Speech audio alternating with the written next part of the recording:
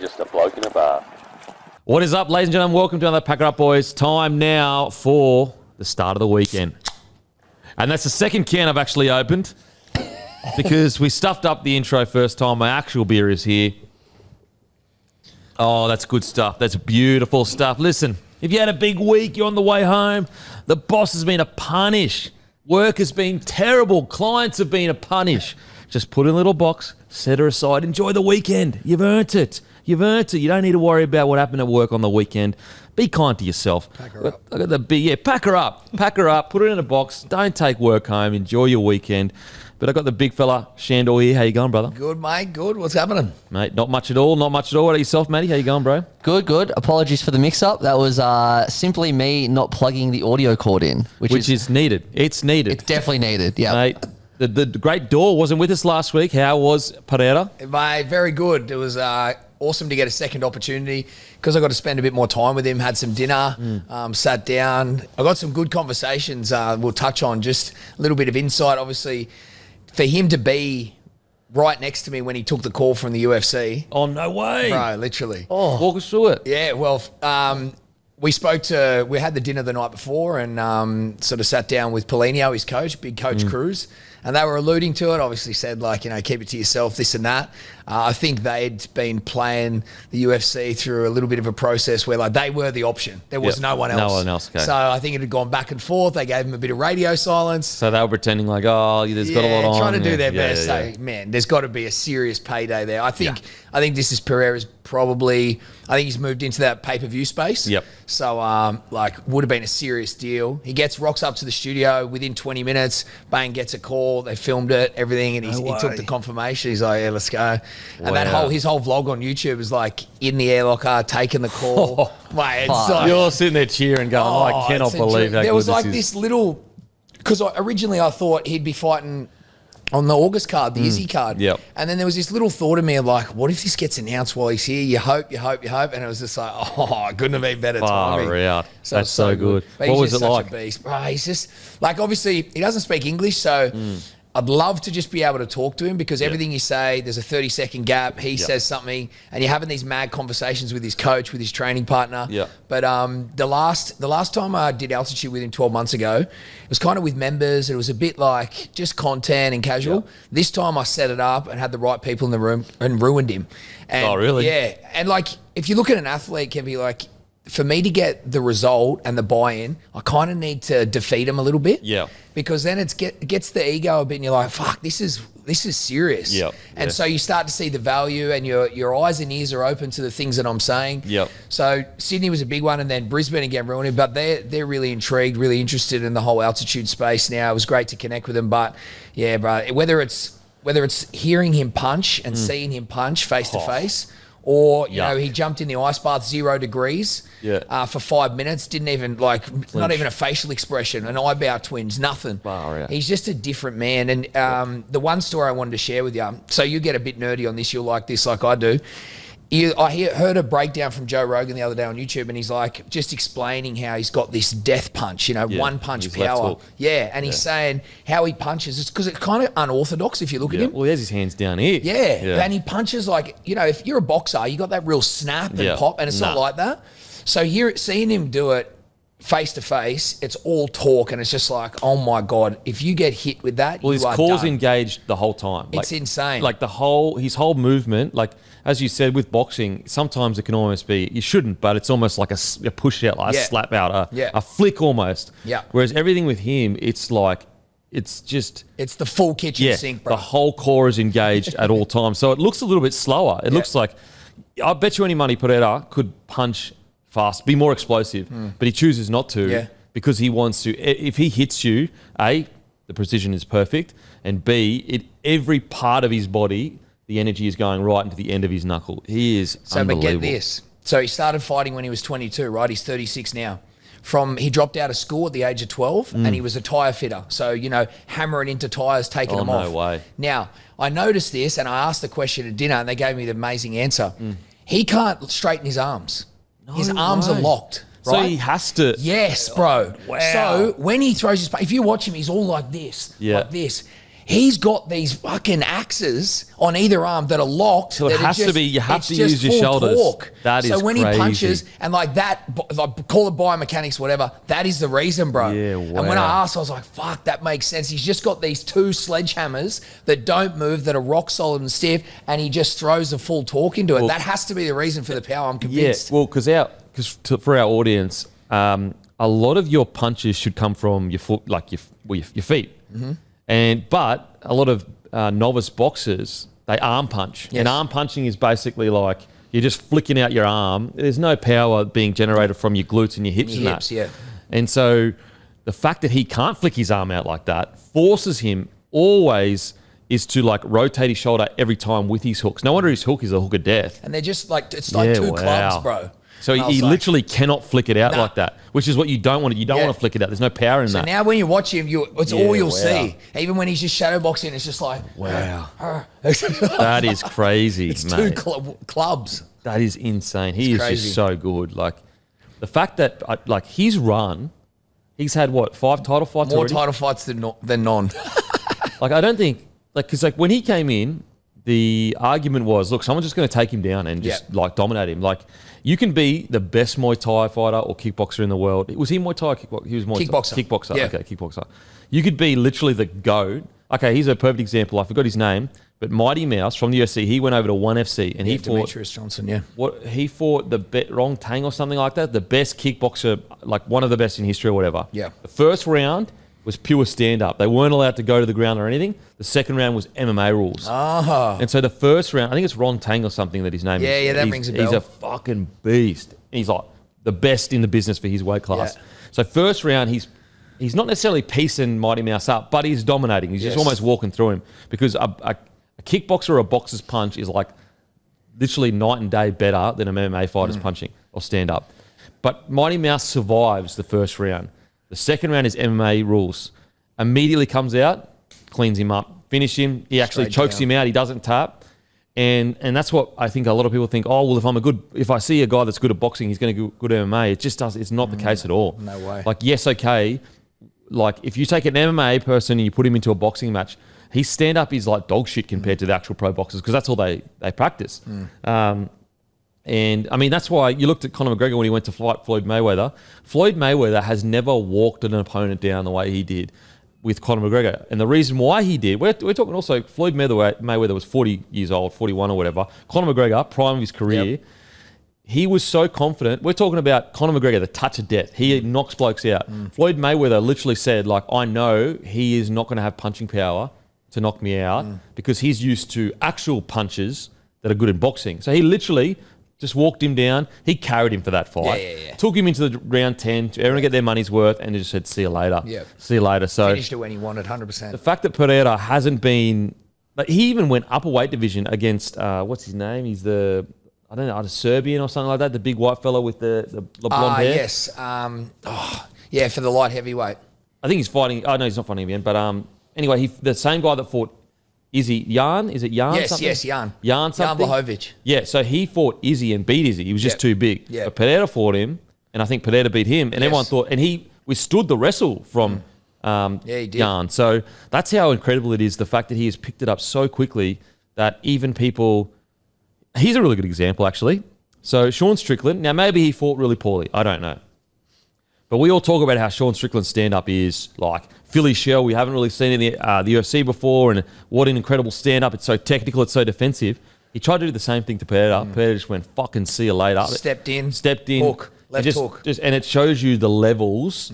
Like if Sean Strickland is dominating with his stand-up in MMA, and then a real kickboxer comes in, first round, gone. I think it was first round. Gonski. So it was so good, bro. And even like...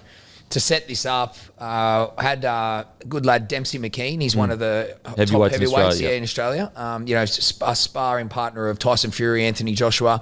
Got a great career in his own right. He come to the session. He ended up sparring with him the next day. And but that was pretty cool to see. And this, he's a big guy. He's 6'7". He'd be well over 110 and he's kilos. an actual boxer, not a kickboxer. He's a boxer. Yeah, and I was talking to him because again I love this shit. And I was talking to him. He was just saying, mate, like that right hand is legit. Yeah, and he just said, the thing Pereira does, he walks you down constantly. And he does that little hop. Hands like this. He's just constantly in your face. Yeah, and he plays that hand game as well, but. They've all admitted, and I think what we're going to see, if all things go well, both people win, I think we'll see the biggest fight in UFC history, John Jones Pereira. I think that's where it's headed, bro. Oh, surely. And you know what? I tossed this up. I was like, in my first thing you would think, you're like, nah, John Jones gets it done because he goes for the ground game and all this stuff. And then, his coach kind of convinced me. He's like, I don't know the athleticism between the two, and if it goes on much longer, I just don't know if John Jones moves the same way he once did. John Jones at his peak a few years ago. It's not an argument. It's not an argument. John Jones now, man, that's so good. So I mean, what a win for Air Locker. What a win for Air Locker. Big win. So get down to Grouse Hill if you want to join all your local Air Locker. How many you got in Australia now? We got 30 in Australia now, brother. Yeah. So that's crazy. That's crazy. Altitude is live and well, mate. Get in there, and you can do a 30-minute workout that gives you an hour. Yeah, pretty much more results. bang for your buck. Better results for your hard work. What have you been doing, Matty? Oh, I just wanted to ask, did you say he started fighting at 22? Bro, yes. Is that normal? No, it's insane. No, it's late as. It's insane. Late as. And before that you dropped out of school at 12 and you're a tie fitter, bro. It's insane. And he come up in like the favelas or something like that. Yeah. Like we're talking proper. If you think like Western Sydney is hectic, like it's nothing on like the favelas and that in Brazil and South America. And is he so he's fighting on the cancelled Connor card? Is that right? Yeah, what was the last card he saved? UFC 300. He saved that. Yep. And now he fought the same guy, Yuri, and now they're saving this Connor card. Right. Yuri getting another opportunity because there was an argument their last fight. It was a little bit of an early stoppage. I personally think he was about to get ground and pound. I agree. But you could argue. You could have left it. So, and also he actually landed some good strikes, and he's quite unorthodox. He's no joke. He actually unorthodox. Like sometimes if you're super unorthodox, it's really good against a relatively orthodox fighter because orthodox fighters they get into a rhythm with other orthodox fighters, and they're just so much better. But he's got nothing to lose. There's nothing to lose. So it's a very dangerous fight. Cannot wait. Are you a fan now? Like you were a fan before, but now you're like more like, oh man, proper proper fan. Before I was just like, I appreciate it, but now I'm like proper fan. Yeah, good. Yeah, good. All right, don't forget, guys, live stream after Origin 2. That's right. As soon as Origin 2 finishes, we will be going live on YouTube. It'll be myself, Mitchell Pearce, Timmy, Matty, and we'll be calling Hammy. We're reviewing the game, a deep dive review of Origin Game 2 on YouTube live as soon as it finishes, so make sure to be there. Let's get into it. Sportsbet feed bloke multi. This week is the Origin misses, the people that missed out at Origin. Dave Fafita, Tedesco, and Hudson Young to combine for 4 or more tries. That's right. David Fafita, James Tedesco, and Hudson Young to combine for 4 or more tries. Go to more feed, give bloke a follow, and you can copy that bet. That's going to get you $16. We've also got a bunch of other multis that you can copy from my feed. So give us a follow. It takes 2 seconds. A bit of fun. The crazy thing about that one is, it is just my opinion, and you never thought you'd say this, but in that multi just this week, I actually reckon Teddy's the least likely to score of the three of them. Yeah, I'd be putting Fafita down for 2, and then the other boys. And Hudson, he'll be frothing for a try against the Tigers. Because he was not unfairly dropped, but he didn't do anything to be dropped. To be dropped. All of the drops, Yeah, 100%. Whereas Edwards was initially in the side anyway. Fafita, he'll be rampaging surely because didn't even get a call in after the injuries. Yeah. Not even extended squad kind of stuff. So I cannot wait. So give us a follow on the feed. Make sure, and you can copy our bets. Takes 2 seconds, and it's a bit of fun. And don't forget, as I said, live stream straight after Origin 2. Tune in for a big night. Myself, Mitchell Pearce, Timmy, and Matty. Also, menu log. Use code Stefano for $7 off your menu log this week. Make sure if you're going to order food, you do it with menu log. You get discounts each week. So Stefano, you get $7 off your order. What's been going on in the world of you boys? Anything else going on? Just the same old? Straight into an algorithm check, shall we? Algorithm check? All right, let's get straight into an algorithm check, eh? My algorithm is right now, it's smashed with 2 things. House of the Dragon is back. And also Kendrick Lamar's latest pop out with Ken and Friends. Oh my concert. God, that was my whole night last night watching Holy shit! Run me through that. Okay. Give me your breakdown. So the breakdown is this: he doesn't have an album out. He doesn't have anything to kind of like promote other than a few diss songs. Yes. He on Juneteenth, which I'm pretty sure it's a very important day for African Americans. It's called Juneteenth. I'm pretty sure. I don't know the history exactly, but I think it's a really important day. Anyway, so he a few weeks ago announces a random concert on this day to celebrate, African American culture, and also he gets most of the big dogs from the West Coast. So in the beef, Drake was disrespectful to the West Coast. So he brings them all together, Bloods and Crips, everyone brings them together. Anyway, so he starts the show off with the first diss song. And the crowd already know every word. We're talking about a diss song that's only been out for let's say a month and a half. And this is not a pop song. This is a diss song with crazy lyrics. So to know the lyrics, it's even one step further. He starts off with that, he kills it. But at the end of it, first of all, he brings Dr. Dre out to sing a few of the classics from West Coast. And then to open up the biggest diss song, which is called Not Like Us, Dre says at the start of the song goes, "Psst, I see dead people." That's it. Normally that's what's said at the start of the song. Dre says that. So Dr. Dre, a diss to Drake, is opening the song.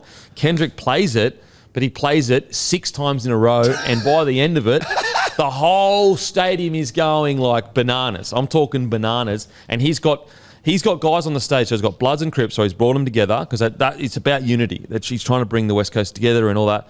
But so in one of Drake's diss song, he tries to go at the credentials of Kendrick by saying, "You're not a gangster." You know who really is a gangster?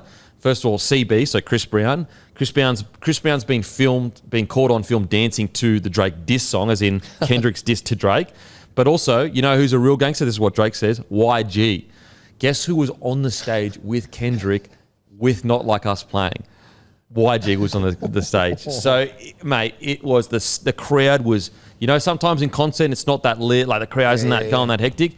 It was the crowd was going nuts. It was a true moment in hip hop. Like we look back at, some of the Chronic tour and, Death Row, all that kind of stuff. That was mad. We just lived in that moment with the Kendrick pop out, the Ken and Friends pop out. I sat on my couch last night. I watched most of it. I watched Not Like Us a bunch of times.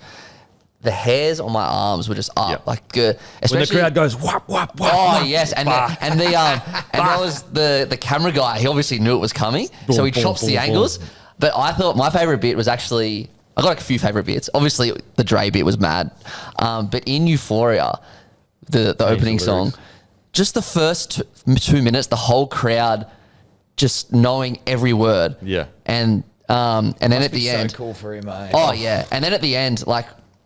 My favorite part of that song is the Sexy Red comment all the way to the end. Yeah. Like, because he's just spitting and he's just murdering it on the just stage. riding the beat so well. Yeah. And also, underrated, another favorite bit was Like That, the song he did with Future that started everything. He killed that one as well. Yeah, it was just, so I can't wait good. to watch it again.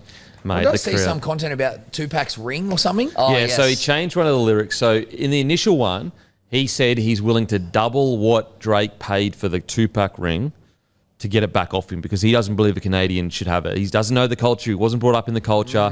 It's all just, it's really, like, it really is stealing from a culture that you don't give anything back to it. Like, Drake never talks about the struggles of, African Americans in the hoods and everything like that. Well, he didn't go through it. He didn't go through it. But even if he didn't go through it, if he at least paid respects to it and at least talked about their plight or at least part of their plight, I think that, again, I can't speak for their culture, but I would assume that they'd be like, well, at least you're bringing attention. He never does it. Anyway, so Kendrick, he said in the initial song, I'm willing to double the wage. I'll pay you more, double what you paid for it to get it back here. But in this one, he changed the lyrics and said, if you better give me that ring and I might give you a little bit of respect back. So it's just crazy, and he literally at a concert in the West Coast, all people from the West Coast. Tupac is a hero to them. Yeah. He was talking about their plight before it was cool to talk about it. Like, to a degree, it's almost cool to talk about it now. Back then, you lost deals, you actually had to put yourself out there, and you lost money from it. Yeah. So where does Drake go from here? Drake will be sweet. Drake's always been a pop artist. Yeah, true. You know, don't get me wrong, he has a good pen and he can rap. There's no denying that. But he is not, in my opinion, a hip hop artist. He is a pop artist that uses hip hop to create good pop songs. And he's an extremely talented artist. And anyone that suggests otherwise, you know, yes, okay, does he steal other people's flows and, you know, like, yeah, he does for sure. But he still has it in him to release his own good music. But because the thing is, this is what has made Drake last so long and be so successful, is the fact that he is willing to steal other people's flows, the fact that he's willing to use reference tracks. His sound has changed so much, whereas a lot of the other rappers... He stays relevant. He stays relevant by jumping on every next sound. Whereas true hip-hop artists, it's very hard for them to change their sound too much because... It's their style. It's their style. Yeah. You know, so they might be able to change it up a little bit, but not to the dramatic... You know, Drake... Listen to Drake's voice now compared to his voice when he first started. Like we're talking like night and day.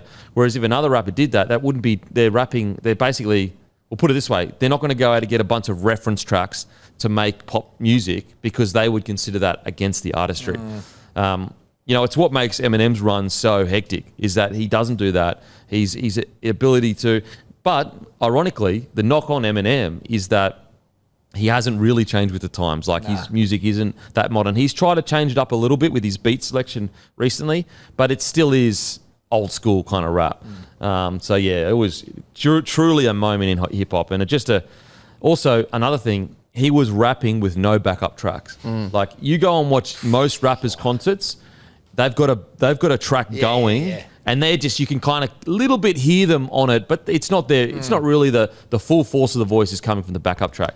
He is, boom, like his voice, it's him. That's it. The only, and this is what amplified it for me, in Euphoria, the only backing track was when he's like, yo, no, not about that. Yeah. And that was the only, like when it had that, it sounded really weird because that was the only thing that was amplifying around. It was insane. Like, and also the talent to be able to, like, I think we take for granted to remember all those lyrics and be able to bang out a whole concert. You only wrote 3 or 4 of those songs, fucking last a month ago? Yeah. Let's say 2 months. We'll say 2 months. Like, and you already know, funnily enough, he actually stuffed up Euphoria, the lyrics once. Oh, yeah? Yeah, he actually stuffed it up, but he brought it back around so you kind of didn't notice. But there's like a 30-second little patch that he started saying lyrics from later on in the song. And then when the beat switched, he actually went back to it. It's pretty crazy when you think about it. Like not just the memory, but to execute every song. Like, bruh. Crazy. It's insane. Like it's actually a whole hour or so. It was incredible. But yeah, so House of the Dragon, it's back. It's so good. I love it so much. What are you watching? What's the algorithm check for you?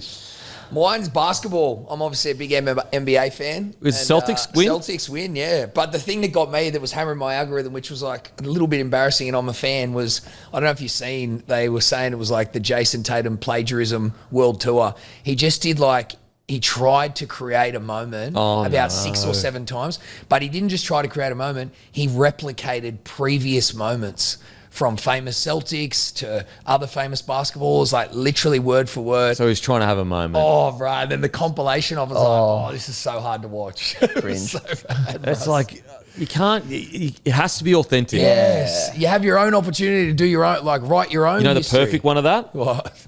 So when Nate Diaz beat Connor first time, he goes, surprise, I'm not surprised. And then Connor tried to have a moment. He said, surprise, surprise, mother, King is back. And you're just like trying too hard. Didn't hit the same. Didn't hit No way. anywhere near the same. No. Anywhere near the same. No. Whereas the Nate Diaz one, I'm not surprised. That is like goated. Yeah. That is, what's better? Headshot, dead. Or I'm not surprised. I think I'm not surprised wins just because of everything, but headshot dead is gangster. That is hectic. Christ. And he like genuinely head kicked him. And he was losing the fight. I seen a clip the other day. His brother, who's his corner man, for about 30 seconds, he's like, head kick, headshot. No way. Headshot. It's so good. One of the greatest moments in MMA history, That's like genuinely, and like what he came from, his father died, like living in tin houses and crazy. Shit. I'm a big fan of him now. Yeah, I love Leon Edwards. I never understood the hate. Just sort of like, went under the radar for so long, even though he got to champion. It was kind of like, but then he really made a point in that fight and then build a bit of a character around him as well. Yeah, I like Leonard. You can tell he's a decent bloke, I reckon. Authentic. What's your algorithm? I got to get rid of my algorithm at the moment. So my Wouldn't be a tape measure, would it? No tape measure. What's doing? Oh, you haven't had a look. No, fucking no way. I'm not trying to ruin my algorithm. Yeah, so my mate sent me a funny video, and I was next to my missus, and we watched it, and then we just watched another one. So it's a good algorithm because it's all funny shit at the moment. But I've just been doom scrolling the last 2 days at night, just watching funny video after funny video after funny video. So that's actually my algorithm. That tells you how much time you spend on your phone. Yeah, I don't look. I don't want to look at that shit. It's not good. Yeah. It's not good. Sometimes I go, I got this one that it locks me out during the day, 9 to 5. But you can still get in if you wait long enough and then click give me a break or leave early. But I looked the other day for the first time in a long time. I think it was like 10 or 11 hours for the full day, 161 pickups. I was like, that's an addiction, bro. Yeah. Wait, it tells you how many times You pick it up. Oh, shit, I didn't That's know an that. addiction. That is an addiction. Yeah. I don't want that. I don't want to look at that. Sometimes I'm scrolling, I just go, and you just catch yourself, and you're like, bro, this is just pointless. Like, what are you doing? Yeah. Like, you're just scrolling to scroll. Yeah. And that's like the third thought. You kind of feel it a bit earlier when you hit like a gap on a couple of shit videos, but you justify it, and then you go again. Mate, like, TikTok's the worst. Yeah, TikTok's TikTok's like, you know what it is? It's shorter, like sharper, it brain takes sugar. hits. Yeah. It's sugar. It is. But it it's is. like visual sugar. It's like a poison in your head, and like it's so, whatever that algorithm is, it's like figured human attention span out. Like that, the algorithm is literally what built that up, because like it doesn't have anything unique. Like, you know, you could maybe, because it's videos, that's kind of unique, but really I think it's the algorithm. I mean, I wonder how many barely get on brands TikTok put time and attention into this. Like, you know, you go to the casino and it's noises and it's smells, and they don't have angled corridors because they want you to, like, it's crazy. Pure air getting pumped in to keep you awake. Colours, oh, it's crazy, man. bro. So yeah, I don't go. I just stay away from TikTok because it's just too hectic, and also it's hectic on there. Like some of the stuff you're just like, really extreme on either side of the aisle. I'd rather doom scroll Instagram Reels. Instagram Reels are released. YouTube's the best. Oh, YouTube Shorts. Because YouTube, a long way. Yeah, YouTube Shorts are best because it can give you like hectic documentaries and shit. Yeah. You might get like a minute long hectic little mini documentary. Oh, I watched the best one the other day. This I forget his name. I'll get it after. But this ice hockey guy who's an enforcer. So all his job is to fight. It's like a 40-minute documentary, but he copped so many knocks to the head, OD'd in the prime of his career. It was, So did you find it in Shorts and then go to the documentary? Yeah. Yeah, YouTube Shorts are mad. Shorts are best. Yeah, because you actually get you get like history lessons in it and shit. You get something funny, and then there'll be like comedians. Then you get mad educational clips. Yeah, I love Shorts. Yeah, the algorithm gods. I wonder, like, you know, in 2,000 years, could we ever find ourselves worshipping the algorithm? Sounds silly, but like, you know, we used to worship fucking gods of thunder and shit. We won't. I mean, in that long a time, we won't even know we're in an algorithm. But like, that's what I mean, though. Like, if our consciousness is put on the internet, the algorithm is the most powerful thing that would be a part of our lives. What's your thoughts on the simulation theory? Fuck. They reckon it's like there's actually a mathematical chance that it's true. Yeah. It's crazy. The question they say to you as one of the like rebuttals is they Wake say, up! Wake up, reel me. Reel me. Wake up! Open my eyes! Is your life better or worse? No, I don't think if it's... I was to ask you in 20 years, could it be possible that we're in a simulation? You'd probably answer like, yeah, it could be. 100%. Like we could just be a virtual world. So then they have to ask the question, well, why couldn't it be now? Well, it's just, yeah, why not? And also, like, okay, so like computers invented... The like blurred lines between virtual reality and non, it gets too blurred and then we don't know. Look at the last... Okay, so we've been humans for about 250,000 years. So 250,000 years. In the last 100 years, we have developed, like, the computing power has gone from like fucking nothing to, you know, whatever. So the Earth's been around for like, what, a couple billion years or whatever. So are you telling me that if there wasn't some, let's say there was humans that have been around for 1 billion years, imagine how technologically advanced they would be. Like, we've only been around for 250,000 years as humans. Imagine I a think billion there was years. another race before us. You reckon? Have you seen the YouTube who basically has read all the ancient tablets? Tell me you've seen him. And he tries to No, explain don't it. be silly. There'd Have you be not so seen him? much evidence if there was another civilization before There us. was, and it comes out of all that Egypt stuff. Like, bro, it's crazy. No, don't be silly. You don't want to crack into that algorithm. No, I went into it, but then I went like a step deeper to the debunking of it. Really? So let's say there's just normal human being, then there's conspiracy human being. So I went into it, but then there's debunking of this conspiracy, and that's the level I'm at right now. Like Ancient Apocalypse on Netflix, which is Graham Hancock. Everyone like loves that, or not everyone, but and I mean I've always been a bit like Graham Hancock, a bit edgy on him. But there's actually like multiple like 3 or 4 hour long debunking videos on that, which is like so hectic. It's a great rabbit hole to get down to. I was just going to say, computers, speed and power have been doubling every 1.5 to 2 years since the 1960s. Yeah, I think there's actually a term for it. I forget what it's called, but there's a term for how like Technology? No, for the speed at which Like exponential growth. growth.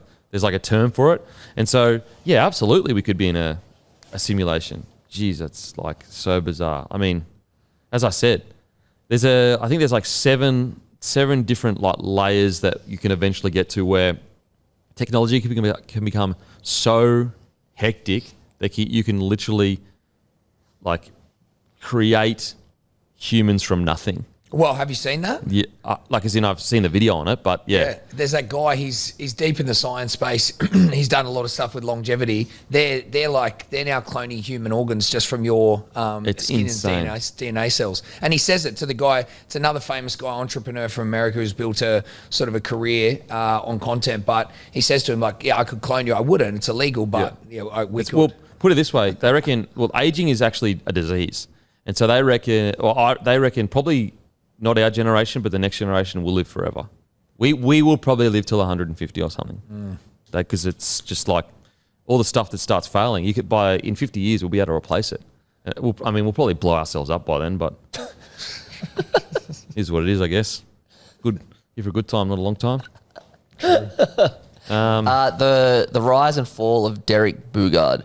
It's 40 minutes. It's worth it. So That's the ice hockey. Yeah, We're going back that's to that. yeah. We're fucking 7 layers deep in technology, and fucking Derek, the ice hockey player, is coming Derek to. Boogaard. So look, I wish I knew which YouTube video it is, but it goes through the different stages of literally how far technology could get, and I think it's about if we had the ability to harness the power of the sun, then we could literally create and destroy like galaxies and stuff. Hey. Because like the reason, like technology is holding us back, but it's actually the ability, it's actually to generate big enough power to do what we would need to do. You know what I'm saying? Yeah. So, Do you reckon there's a civilization under the water? under the water, no. What? What's it called? It's got a name. Well, Don't you bullshit me mean and say you don't know the no? name. You're talking about fucking Atlantis or some Yeah. shit. Do you reckon there was? No. Oh, I got to get this YouTube thing up because it's so hectic. It's so hectic. Like if we have the ability to harness a superstar or something like that, or like a star, that will change us to a civilization. How would we harness the star? Well, the like the sun, obviously, that the energy that we would essentially radiate it down. I don't know how I'd fucking do it. I'm not a scientist, but I levels just wanted to see where you're going to go with of that. civil. Solar panels? No, that's what it would be like that. Okay, so what do alien civilizations look like? It would be, you'd basically, I'll put it in the show notes, but basically, it goes through the thing that holds us back is the ability to generate the power, and just Earth, where we generate a lot of our power from. Obviously, we get it from the sun to a degree, but most of it is we use minerals from the Earth to generate power. That gives us a finite amount of energy that we can use to do certain things. But if we were to be able to harness the energy of a star, that would take us into like a level 3 or 4 civilization that could like almost control the galaxy to a degree. Crazy stuff. Crazy stuff. Anyway, You really lose yourself. it goes Neil deGrasse Tyson, then us in regards to intelligent chat around civilizations. Did you get around that lad, the ex-actor that was on Rogan, and he's come up with all this whole new theory? No, don't tell me you fell for Terrence fucking Howard's nonsense. How could Jeff? You listen to it? I have, and it's already been debunked literally by Neil Neil deGrasse he attacked Tyson. Neil. Mate, it's a battle. You chose Neil's side. Interesting. So you've chosen gravity. Interesting. So you reckon one times one doesn't equal one, it equals two, you reckon? What did he say? 1 times 1. Yeah. Well, if you listen, look. How can you multiply numbers and it equal the same number? That's what he's trying to say. Oh my! It makes sense to me. He's literally been caught lying about like so much shit. It's actually crazy. And if it is all lying, he's just come up with that. Fucking good on him. Mate, he's one of those guys that... Well, Neil deGrasse Tyson spoke about it in his YouTube video where he was like, it's called a Dunning-Kruger effect, I think it's called, where you're smart enough to know a bit about something, but you're not smart enough to know enough about it to realize you actually don't know what you're talking about. That's literally what Neil deGrasse Tyson said about Terrence Howard. Is it Terrence Howard? Terrence Howard, yeah. I will say, though, Hustle and Flow, one of the great movies. Loved him in that. Whoop that trick. Whoop that trick, get him. He was on Hustle and Flow, but really down the back, he was creating a whole new table of... It was redefining mathematics. It wasn't some guys that have spent their whole lives at like the most prestigious universities of all time. It was Hustle and Flow's Terrence Howard that is actually the Einstein of our generation. I believe it. Speaking of the Einstein of our generation, the Hammer is our LDV T60 power play of the week. The LDV T60 has 160 kilowatts of grunt, which makes it one of the most powerful utes in its class. Auto from 38990 driveway for ABN holders. 7 years / 200,000 kilometre warranty, whichever occurs first. At that price, why go second hand when you have a brand new LDV? Also, KO's got you covered this footy season, every game of every round, live and ad break free during play. Some key games this weekend include Titans v Warriors, Roosters v Bulldogs, and South v Manly, which are exclusive to Fox League and available on KO, but you can watch it all games live and ad free during play on KO. Watched the game last night, the under-19s, New South Wales, Queensland. I tell you what, Doggies fans, stay patient. Stay patient. Woods was outstanding. That kick that he put in, grubber on the inside of his foot to bend around the opposing winger. His winger ended up dropping the ball, but I mean, look, put it this way. The fact that Black and Woods look this well-rounded at such a young age is really good for both clubs. Like, they look super well-rounded. Squaring up defences, getting to certain points on the field. The kicking game from, like, Black's kicking game is phenomenal. The kicking game from both of them were... Crazy. Like, I can't remember watching an under-19s game where both sevens kicking game was at an NRL level. They are super, super impressive. And those two players for me are the biggest standouts. Where are they from, Kibby? So Kobe Black is at the Broncos. Yep. And he was a part of a record-winning Queensland. He won 136-0 or something like that. Jesus. Against Burleigh versus some team, Northern Queensland, Northern New South Wales maybe. And so it was 130-0 and he scored 46 points. Jesus. And then there was Woods. Is it Wood or Woods? I thought it was Woods, but let me check. Wood. He's with the Doggies, and he's a gun. Signed a long-term deal, had AFL and rugby union after him. Woods. Woods signed a really long-term deal till 2027, I think, and he's actually partly the reason why the Doggies didn't go out into the market and buy a big dog half when they had the cash to do it. Makes sense. And he was great. And also, like, his keenness to take the line on. He had 100 running metres, so I thought he was outstanding. Black's 40-20. Black's 40-20. It was like a 30-20. 30-20, and the winger was back. Like, he wasn't fully back, but he was close enough. He was just like, all right, let's go. Reynolds' predecessor. That's the hope. You don't want to put too much pressure on the kid, but that's the hope. Other guy, like, look, I tell you what, if you ever needed an example of how important an NRL system is and training full-time, go and look at Chevy Stewart's performance last year compared to his performance this year. It was night and day. So Chevy Stewart last year had a lot of hype around him in this under-19s game, and it just didn't work out. Like, he wasn't shocking by any stretch, but it just didn't work for him. This year, he looked easily a step above. Like, it looks like a guy that had played NRL that was going back to play with teenagers. He was stronger than everyone. He was faster. His tackle breaks. He essentially won them the game with his last play to the hooker, which is Arthur. For me, Actually, funny story. Chevy Stewart. So I went for a run yesterday. Fucking killed it so quick. How quick? So not quick. I'm such a slob. Disgusting. Sometimes I feel embarrassed when people see me running because I'm like, fuck, I'm so slow. Are you in a run club yet? No. I don't have the I don't think I'm up to standard yet. I need to get up to standard, but I feel like such a slob when I run these days. You have to be single these days to be in a run club. Yeah, and you actually have to be able to run relatively fast. Anyway, so yeah, I went for a run yesterday, and I'm just walking back, Anyway, I see this. I think he was a tradesman. He wasn't dressed in high vis, but he had a truck with him, like a ute. Anyway, so I'm walking. I walk past him, and he's staring at me. So actually, funny story. I'll take you back even further. So whenever people stare at me, back in the day, I used to be like, oh, maybe they're not looking at me, so I'll just keep walking. Pretend it's not happening. Because I was like, well, they're probably not looking at me, so it's whatever. But then I got caught out too many times where I looked like I was being rude. But really, what I didn't want to is be the Derek that was like, oh, you're looking at me? Hey, I'm fucking bloke in a bar. You don't want to be that Derek. Yes. So that happened too many times. So then I was like, you know what? If people stare at me, they're wearing the merch or whatever, I'm going to make it easy for them. I'm going to walk up to them, say, hey, how you going? And so it's not awkward for them, and we can say hi, and I can say thank you for the support or whatever. Anyway, so Magic Round rolls around, and I'm walking in, literally the first day, dude is walking in a bloke OG jersey, not OG, not the black one, but the brown and our colour, brown orange. So he's walking, and I'm like, I'm in the mode of, we're at Magic Round 2, so I'm like, if you're in my merch, I'm going to say hi to you and I'm going to say thank you. So I walk up to, like, as he's walking past me, I walk, hey, how you going? I shake his hand. I go, thanks for, and he literally said, who are you? Do I know you? Oh, that's right. Shut up. Yes. So he was wearing a bloke jersey. Someone gave me this shirt. Like, what do you want? Yeah, he goes, do I know you? And I was like, oh, okay, all good. I was like, oh my God.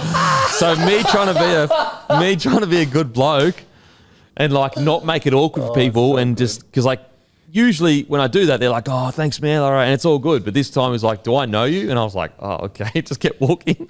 Anyway, one time scar you, mate. So like yesterday, I'm walking and there's this dude on his phone staring at me, and I was like, oh, just head down, just keep walking, because we're not at Magic Round or anything, it's just in the public. And because I'm scarred from that thing, I've gone back to my old ways, which is head down and just keep walking. Anyway, he goes and he calls out, oi. And I'm like, oh. He's like, oi. Oh, no. I'm like, oh. And he's like, you that bloke in a bar? And I was like, oh, yeah. He's like, I'm Chevy Stewart's dad. I was like, no yo. I'm like, holy shit. I was like, hey, bro, yeah, good luck tonight with the sun. He's like, oh, yeah, cool. Anyway, I kept walking. So, yeah, that's the reason why Chevy Stewart obviously killed it, because I said good luck to his father. But, yeah, if you ever wanted an example of how important a kid's development is, look how good he was last night. He was phenomenal. And he reminded me of a Tedesco, to be honest. He plays a lot like Tedesco to me. He's low to the ground, breaks tackles. He looks unassumingly strong. I thought Chevy Stewart was outstanding. Highlights, he looked fucking unbelievable. So his club he's at is? Raiders. Ooh. And he debuted this year. So he debuted, killed it, and then I don't know if Broncos was his second game, but second or third game. Oh, yes. And then he got peppered. Like, he had a poor game, went back in the New South Wales Cup. And so, like, sometimes you just got to be patient with these young fellas. Give them time. Well, I was just about to say, good on Ricky Stewart, because he did go back to New South Wales Cup, but I think the week he got dropped, in inverted commas, he didn't play anything. And Ricky was like, oh, he's just played 2 or 3 games of NRL. I'm just going to give him a week off. So he's been super, super patient with him. Yeah, which is like, look how good he was. Like, he was unbelievable. He was a level above. Yeah. I love that. He was a level above, and which is super exciting for Raiders. Really cool. The try he scored was just pure will. He was 12, 15 metres out, and it was 4 on 1. And then the second try that he set up to win the game, that was just that was literally just competing. Yeah. So I thought he was phenomenal, and it's like super exciting for the Raiders. They've been crying out for an out-and-out fullback. Yeah. Haven't they? I mean, ironically, all those years ago they tried to sign Tedesco. Now I don't know if he, not that they didn't try to sign, they did sign Tedesco. They did sign him. Now look, I don't know whether this kid will be as good as Teddy, but what I'd like about him is he does seem to play like Teddy, like competes on absolutely everything, breaks a bunch of tackles, low center of gravity, really good footwork, really exciting for the Raiders. Really exciting. I think the Sharks were spewing that they lost him. Or was he with the Sharks initially? Oh, you know what? That makes sense because his bloody dad was. His dad, yeah. That's why I asked you, because you've seen his dad. So so he's a local Sharks. He's a Sharks. He was definitely the Sharks at some point. Definitely the Sharkies. Yeah. So So there's a lesson for all of you. Don't be a good bloke. Be a shit bloke. Be selfish. Don't go up and shake a bloke's hand and say thank you when he says, "Who are you?" That is so funny. Oh man! And what made it even worse is there were 3 dudes beside me that had already asked for photos, and we were walking together. It's like they were going into Caxton Street, I was going to Caxton Street, so they saw it happen. So it didn't my shame was not only my private shame; it was publicly shaming to other guys that got photos. Did you see their reaction? They literally oh, he brushed ya. So they made it worse. Did they really? Yeah. Don't back me up, boys. Beauty. Yeah, thanks, boys. You literally, I just gave you photos. I was super nice to you and everything. Now you're spraying me. So now I'm caught between two worlds. If people stare at you, do you make it easy for them and you say thanks, how you going, and you shake their hand, or you just put your head down and just keep walking? I don't know. There's a line in between where it's an acknowledgement, but the full go over an intro. That's a big. Well, not necessarily go over an intro, but if they're in your vicinity and you're walking past each other, I'll be like, hey, how you going, mate? Just to make it easy for them. But not anymore. This one isn't as good, but same Magic round, someone came up to me and we were just chatting, and then he asked me for Supercoach advice. I was like, oh, okay, whatever. So I gave him it, even though I barely played. I'm shit at Supercoach. And then it wasn't until an hour later I realised, he thought I was Timmy. Oh, that's good. In regards to last night, I thought the New South Wales front row, really good. Seve and Tonga, they're big boys. I thought they did a really good job. I thought Va'a, I think for Queensland, he started off well. He fell off a little bit towards the end, but he looks scary. I think he's with the Roosters. Played in that preseason trial with the Roosters with all those youngsters. How many of the boys in that game have already played? Do you reckon? Not many. Not as many as usual. Yeah, not many. I think really, if I'm thinking about it, really just maybe Chevy Stewart. Who stood out for you, Matty? Oh, the hooker, Arthur. I think he was the captain of the Blues, and he's Brad Arthur's son. Oh. He was good. He led from the front the whole game. It's funny, the Blues, they were clinical. The 2 tries they let in were just because they haven't really played together, and the defense was communication was a bit off. I actually thought the Maroons' defense was better at times. They just kept dropping the ball. That's what killed them. Yeah, 100%. I thought it was a really good game to watch all around. But I can't believe the standard at such a young age already. Take outside the completion rate, which was terrible, 69%. That's what killed Queensland is their completion rate. Yeah, if they completed at 70, if they completed at the same percent as New South Wales, I think they actually win that game. Yeah, I love watching the juniors play because they play with the same passion as the guys, as the men. You saw with that punch on, and obviously punch on shouldn't spill over to the fence, but it wasn't really a punch on, it was a push on. I'm not going to lie, I loved it. I thought it was mad. Oh, I loved it. Yeah. But it was a push on. It was a push on. The only thing that pissed me off about the game was some horrendous bunker calls. But besides that, I thought the ref was pretty good outside of 2 forward passes. The ref was good. Outside of 2 forward passes for each team that I don't think were forward, I thought the ref was quite good. The bunker calls, though, were that was shocking. I still don't get how that happens. Okay. New South Wales, his foot touched the ball. Yeah. I don't get it. And then do you think his foot touched the ball? His foot touched the ball. His foot touched the ball. You're in the bunker. You've got, what more do you need to make the decision? Slow-mo, as many times as you want, every camera. There was another one right at the end as well, where New South Wales, I think it was Arthur, passed it out dummy half, and the Queenslander bloke went like this. And then the ref called a knock on, so the ref made the wrong call, but it's live, so whatever. Yeah. Blues challenged it, and then they take one look at it and say, "Oh no, Blues knocked it on." I'm like, "What?" That's another thing. Why were they only looking at things once? Yeah. Look, I get we want to speed the game up. Told to, but why are they being told to do that? Though? Why have the bunker? You don't need to look at it fucking 10 times, but once is a bit extreme. I don't know. You get one shot. Yeah, it's like you get one shot at it. Make a call. I thought the bunker was really poor, really poor. New South Wales with that kick try, the 6.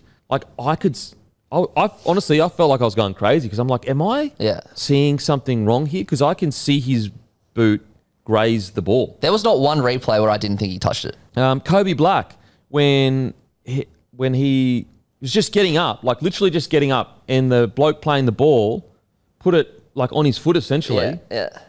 And the bunker overturned it. Yeah. Just like, what? Those calls never go that way either. Never. Like, you got to have some responsibility You know what I as a mean? play the ball Yeah. to, like, you know, not hit someone's foot. Like, his foot, like, he didn't go back in the ruck. He was standing up. He can't. It's funny. I feel like a cranky old person when I say this, but there has never been a time in my life where I've liked the captain's challenge. Like, I hate it with every fibre. Yeah. But when I see it yesterday in the junior game, and just like, oh, come on. Can we just not? Do we have to have captain's challenges? Well, the problem is, though, is like, look how many calls they get wrong. Has it added to the game? I think it's added to the game where you can get, like, when a ref makes a wrong call, you get the right call. But they screw it up so often that it. Yeah, look, I'm on the fence with the captain's challenge. I don't love it. I don't hate it. You know what? The ones I do hate is when the game is finished and they captain's challenge, and you're just like, there's 2 minutes to go, no try can be scored, and your captain's challenging it. Like, come on. But yeah, in regards to performances, you know, great win from New South Wales. I thought Queensland played fantastic. They obviously, they did. Like, cannot hold the ball to save their life. But I thought they were super gutsy. I really liked their defence. I thought the number 6 was really aggressive in defence. I like that. I thought their wide running forwards were really good. Yeah, so both teams, I think there's a lot to like there. And, like, you know, with the juniors, you have to understand, like, New South Wales are pulling from, like, what, an extra 2 million people, like, in population in total. Like, they're pulling from a much bigger base than Queensland are for the juniors. And I know for the seniors as well. So for Queensland to get that close, I think that's bloody good. Like, I think that's bloody good for Queensland to get that close. And they're playing in Sydney as well. Now, don't get me wrong, New South Wales still usually go up to Brisbane in the under-19s and win. But, you know, I'm pretty happy with that. New South Wales, if you combine under-20s, under-19s, same shit over the years. New South Wales do have quite a significant record for all those reasons. So it's not a surprise, but it was good to see such a high-quality game. Yeah. Like, it was fantastic yesterday. It's just so impressive how much, like, how well-rounded players are getting as teenagers compared to, like, 20 years ago. What do you think? They're getting earlier exposure with the top team, top development, aren't they? For sure. Or the development probably starts earlier as well. I reckon, yeah, and they're just getting put in systems earlier, taught all the right things earlier, because, the standard was outside of the knock-ons or whatever, but just, you know, some of the line running, some of the hits in defence as well. So when I worked at the Blues, I used to go in the camps for the under-20s, and the Blues were just on this hectic streak, and I was there when New South Wales lost against Queensland. And when you're that, when they're under-20s, you don't really, like I do now, but you don't really, like, take notice of their names. But I went and had a look back at the squads last night, the Queensland team that beat New South Wales in 2018 in the 20s. Some of the names: Murray Taulagi, AJ Brimson, Jake Clifford, who tore us apart, Thomas Flegler, Harry Grant, Pat Carrigan, Corey Horsburgh, Tino, and Reid Marnie were all in that team. Wow. A lot of those players are playing for Queensland now. Seriously. Yeah. Solid. Wow. Alrighty, let's talk about Cookie signing with the Dragons. Is it a McSmart decision by the Dragons and the Rabbitohs? On and off the field, there's been many smart and not so smart choices. We've teamed up with Maccas, because with Maccas, no matter how silly life gets, Maccas is always the smart choice. Make your footy feed McSmart with the new McSmart meal from Maccas. 2 small burgers, a small fries, and a drink for just $6.95. Damien Cook has been signed to the Dragons, reported 2-year deal starting next year. South are set to sign Ewan Aitken, and also reportedly also going after forwards like Royce Hunt and Jack DeBellin. Thoughts? I'll ask you, Matty. Thoughts on the Dragons signing Cookie? I think for the Dragons, it's awesome. I think he's someone that they desperately need. Hopefully for them, they keep Ben Hunt as well. So I know they're 2 older players, but they're like, I can't remember who I was listening to, but someone said the other day, if Ben Hunt was injured, or Ben Hunt leaves the Dragons, who's the captain possibly going to be? Besides him, there's no one really that, like, jumps out at you. So I think they need someone like Cook. As for South, I'm pretty devastated, to be honest. Like, he had 1 year left. I would have hoped they'd try and see it out, but it's not the way I wanted him to go. Man, it just shows you how ruthless the business is, eh? Man, I will, after what's happened with Reynolds and what's happened with Cook now, I will never, ever begrudge a player for wanting to get out of contract early. Because it happens with clubs way more than players. 100%. Way more than players. Like Cookie, he has been such a good servant to the club. Yeah. and he got a tap on the shoulder and said, you know, it's not like he has a 3-year deal. He's just got one more year. Like one more year, and he got a tap on the shoulder and said, nah, see you later. That's wild. Crazy. What other hookers are on the market?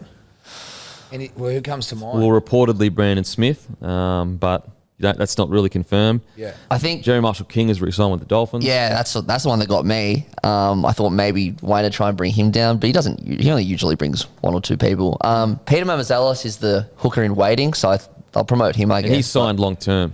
Long term. So I think that's the play. Which suggests that, you know, pure speculation here, but the fact that he signed long term, it kind of feels like they already had this plan in place at the Rabbitohs to move Cookie on. Yeah, probably. Which is it's so unfair because, like, he has been so consistent for you guys for so long. Yep. Like, even when Cookie has had a quiet year, he's still been solid. Yeah. Like, I can't recall the last time Cookie had a shocking year. Like, where you were sitting there going, he shouldn't be in the first grade side. Yeah, I agree. Yeah, he's done so much for that club since. I mean, I think he came in 17, but 2018 was his breakout year where he killed it and played Origin for the first time, and he's been one of top 3-4 players every season, pretty much every game since then. So it's really a tough one to swallow. It really is. Great for the Dragons, though. Great for the Dragons. I think him and Little can share that role. All right, let's get into some tips. Dolphins v the Storm. Who are you going? Got to go the Storm, mate. Storm? Yeah. I'm feeling Dolphins for some reason. Okay, I'm going Storm. Titans, Warriors. I tipped Titans at the start of the week. I've changed to Warriors. I'm going Warriors. The Roosters, Doggies. Oh, I'm going to just smoky the Doggies. I'm with you. Wow, I'm going Doggies. I'm going Roosters. Rabbits, Seagulls. This is a good game. I'm going to go the Eagles, though. I'm going to go Rabbits, and Rabbits by a bit. Ooh, Rabbits. I'm going Rabbits. West Tigers, Canberra Raiders. Raiders for sure. Okay, next week, the men's Origin. New South Wales paying $1.93, Queensland $1.91. Who you going? Wow. I mean, I just have to back New South Wales. How confident am I is the question. Yeah, I mean, I think we've got a genuine chance. Okay. I was driving here, was it yesterday? And I already had it in my head that I'm going Latrell anytime, and I was trying to pick another. And as I was thinking about it when I was driving, Latrell's definitely going over. Yeah. The car in front of me's number plate was Lomax 1. I was like, oh my God. Climax 1. So I'm going Latrell to score, Lomax to score, Blues to win. So a Zach Climax bet. Yes. I'm going Queensland 24-12, and I'm going Dearden man of the match. 12. Yeah, I just. Who was man of the match there, bro? Dearden man of the match. I just think that Queensland didn't play anywhere near what they can play game 1. No. If it clicks for them game 2, if they complete over 80% or even 85%, I just don't know. I don't think New South Wales can go with them if they complete over 85%. Oh, it's going to be hard to beat them. Like 85%, that Queensland side with the amount of strike they have, be very hard to go with them 85%. Yeah, I agree. I just love the team that we've picked now. Like, they're all pretty much, besides the halves, they're all pretty much upgrades just in terms of pure attack. Like Murray in over McGuinness, Latrell in. So that's why Watson I reckon in. Billy, to counter that, has his bench is quite defensive. Kaufusi and Capewell. And so I think he's going to... inclusions for New South Wales. Yeah, I'm quietly confident. I am New South too. Wales will get it yeah, done. I don't know what it is, but... Lennon. Oh, wow. That's Origin for you, eh? It's Origin. The women's game. Played Thursday. Queensland 210, New South Wales 174. Blues. Yeah, just because of the first game. The second game was a dogfight. Look, obviously I'm picking Queensland, but New South Wales New South Wales were quite dominant. Even in the second game, they dominated most of the game. Queensland just somehow hung on and then won the last 10 minutes of it. So. Which is so Queensland. Fuck. But I reckon New South Wales is probably just going to be, I'm back in Queensland all day long, but I think New South Wales will be a bit too strong. Yeah, especially up there. Like, it was hot and dry up there. Alrighty, we are done and dusted. Don't forget, Origin Game 2, we're going live on YouTube. Me, Mitch Pearce, Timmy, Matty, and Colin Hammy. Make sure we also got some maroon jumpers still left on the site at bloke.shop. We've got a bunch of other stuff on bloke.shop if you want to go grab some. Grab a case of Bloke beer from your local and easy drinking beer. And it's beer for blokes that turn up for family, mates, and good times. And as usual, we'll go and fuck ourselves. Thank you. What's gambling really costing you? For free and confidential support, call the number on the screen or visit the website.